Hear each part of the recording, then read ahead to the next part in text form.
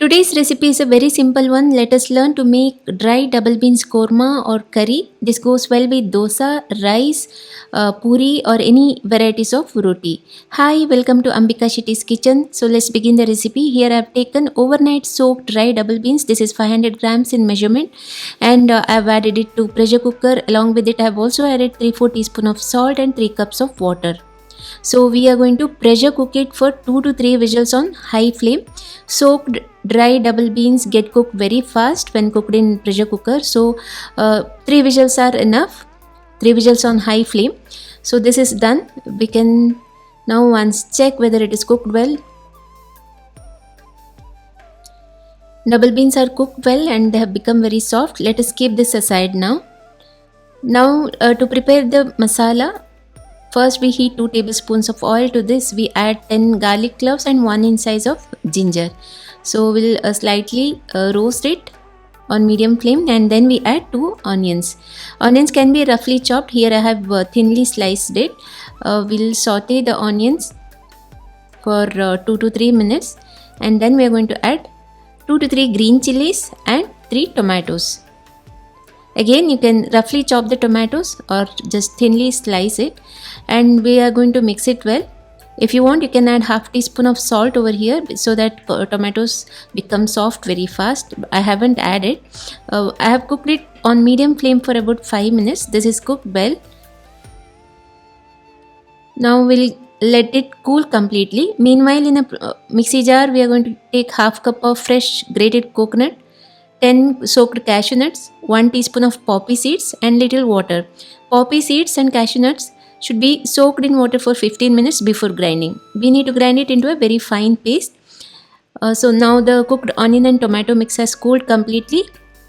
We need to grind this also into a very fine paste. We can add little water while grinding. So the coconut poppy seed paste as well as tomato onion paste are ready. Now again we'll take a kadai. We are going to heat 2 tablespoons of oil in it, and then we are going to add 3 cloves, 2 inch sized cinnamon and 2 bay leaves.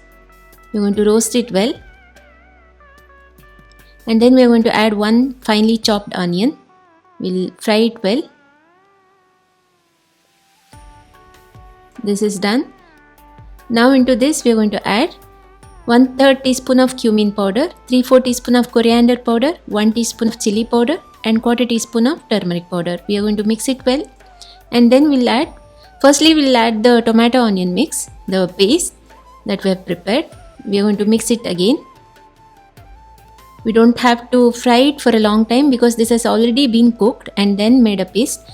Now into this we are going to add pressure cooked double beans. Along with that, we will add around 1.5 cups of water. You can adjust the gravy consistency since we have added cashew nuts and poppy seeds to the coconut paste. The gravy will finally become very thick, so accordingly you can adjust the gravy consistency. After mixing it well, I have prepared coconut and kaju paste. Also 1.25, that is 1.25 teaspoon of salt.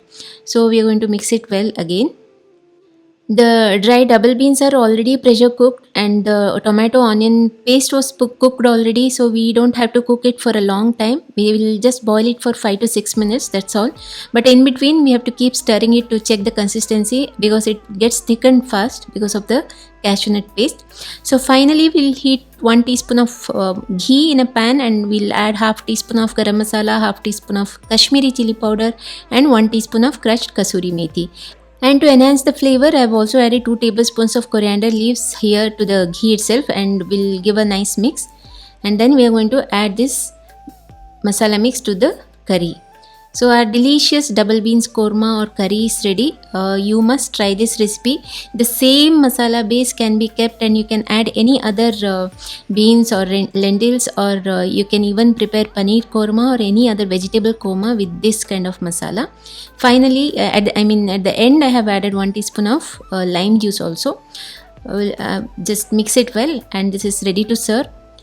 A must try recipe. I hope you have liked this recipe. I'll be back with yet another interesting recipe. Until then, you take care of yourself, stay healthy and be happy. Bye.